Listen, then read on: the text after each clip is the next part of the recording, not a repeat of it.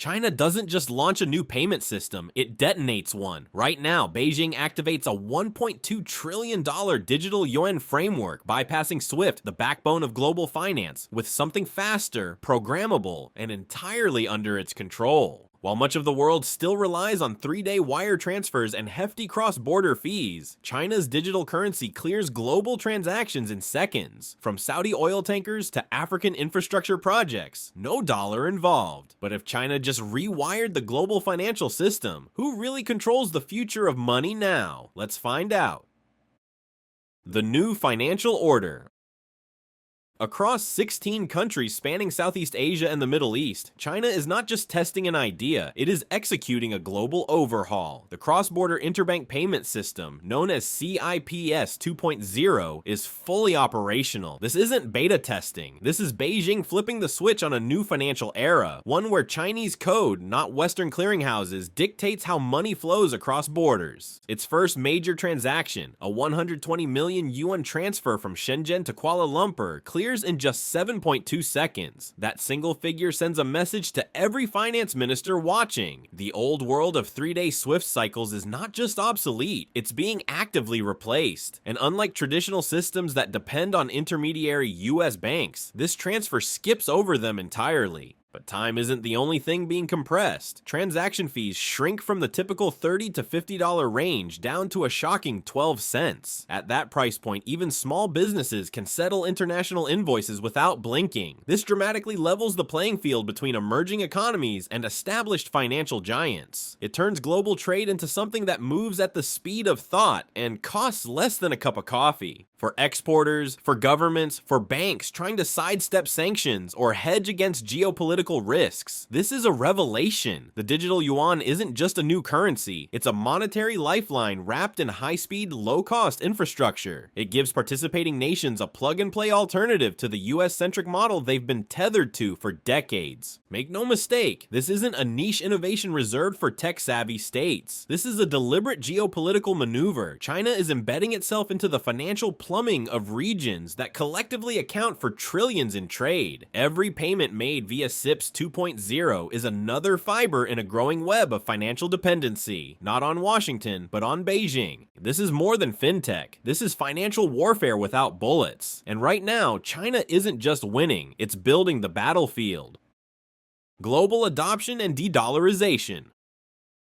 All across the global south, governments and corporations are plugging into China's new financial infrastructure, not out of loyalty, but out of necessity. With each new partnership, the world inches further from dollar dominance. From Kenya, where state oil companies now settle purchases in yuan, to Argentina, which clears international debt payments using China's digital currency, the shift isn't symbolic, it's strategic. In Indonesia, small business owners no longer wait days for payment clearance. Instead, they flash a QR code and receive digital yuan, fast, simple, direct. This isn't some anti-dollar rebellion led by ideologues. It's a structural realignment forged by the growing costs of relying on a single currency and the geopolitical baggage that comes with it. For many nations, US monetary policy and the ever-present threat of sanctions have turned the dollar into a liability. The digital yuan offers something different. Access without oversight. No middlemen, no delays. No clearance through Washington. By 2025, ASEAN nations aim to settle 90% of their intra-regional trade using digital yuan. That's not a trend, that's a transition. Saudi Aramco, one of the most influential energy players on the planet, now prices 65% of its oil trades with Sinopec in yuan. What once seemed impossible, oil moving without a dollar tag, is now routine. This growing list of adopters is more than a signal. It's a domino effect. One country finds the digital yuan more efficient, another sees an escape route from sanctions, and a third simply follows the liquidity. The more they opt in, the harder it becomes to opt out.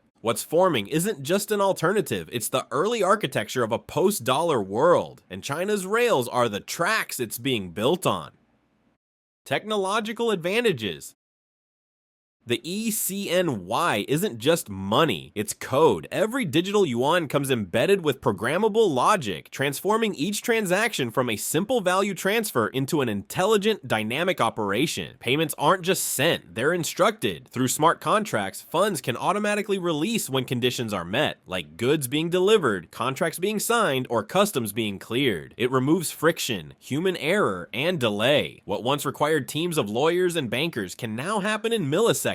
Code replacing bureaucracy. China's system isn't just smart, it's vigilant. AI-driven monitoring tools scan every transaction for signs of fraud, corruption, or non-compliance, flagging irregularities in fractions of a second. This isn't just about preventing theft, it's about maintaining real-time integrity across an expanding global web of financial flows. For regulators and banks in developing countries, this level of surveillance and security is more than impressive. It's transformative, but the ECNY's advantages go deeper, even offline. Unlike other digital currencies, the digital yuan can transact without an internet connection. Through near-field communication and encrypted protocols, transactions can occur via mobile devices, secure cards, or embedded chips. Perfect for rural areas, disaster zones, or anywhere digital infrastructure is weak. It's financial inclusion at the speed of technology. And behind all of it lies blockchain-backed transparency. Every transaction is logged, immutable, and visible to authorized parties. That creates a financial trail that's not just secure, it's auditable. Governments can track subsidies, corporations can validate supply chains, and partners across borders can trust the flow of funds without third-party intermediaries. This isn't just a better payment tool, it's a foundational shift. Money that thinks, adapts, and acts in ways the traditional dollar never could. And it's moving faster than most nations are prepared to handle.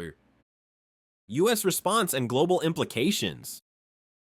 But as China's digital infrastructure gains momentum, the response from Washington is not swift, it's cautious. Behind closed doors, policymakers and financial strategists aren't simply watching a currency evolve, they're observing a paradigm shift unfold. And right now, that shift is tilting away from the dollar. Every time a country signs onto China's system, it's not just adopting a new way to pay, it's accepting new rails, new rules, and a new regulator. Trade credits are issued in digital yuan, bypassing Western banks entirely. Smart contracts replace paper-heavy bureaucracy, and the servicing of sovereign debt increasingly flows through China's architecture, not Wall Street's. These aren't just financial tools, they're diplomatic instruments, and each one strengthens Beijing's leverage in ways the US can't directly counter. The uncomfortable truth for Washington is this: you can't disrupt a system you no longer host. SWIFT, once a powerful gatekeeper of the global economy, becomes a side channel in a world that now trades across Chinese protocols. US sanctions, once feared and effective, begin to lose their teeth as transactions reroute and finance no longer flows through American oversight. And this leads to a far more strategic question. What happens when the next financial crisis hits? Because it will. And when that moment comes, when emerging economies face liquidity shortages, when energy exporters need fast payments, when inflation grips weak currencies, who do they turn to for help? If their systems are already wired into China's infrastructure, the answer is obvious. They look east. But Beijing's help doesn't come for free. It comes with terms. Terms written not in English, but in code. With programmable money comes programmable politics. China can make funds conditional. It can impose digital compliance. It can track spending, enforce repayment, or revoke access. Not with diplomats, but with algorithms. The global implications are staggering. The dollar doesn't just lose power, it loses presence. It becomes one of several options rather than the default global medium, and the countries that once saw Washington as the lender of last resort may now find themselves negotiating with Beijing, not for loans, but for access to the financial rails they've already built their futures on. So the real question isn't whether the US can stop this, it's whether it can adapt to a world where power is no longer tied to who prints the money, but to who programs it. And right now, China is writing the code. The future of global finance.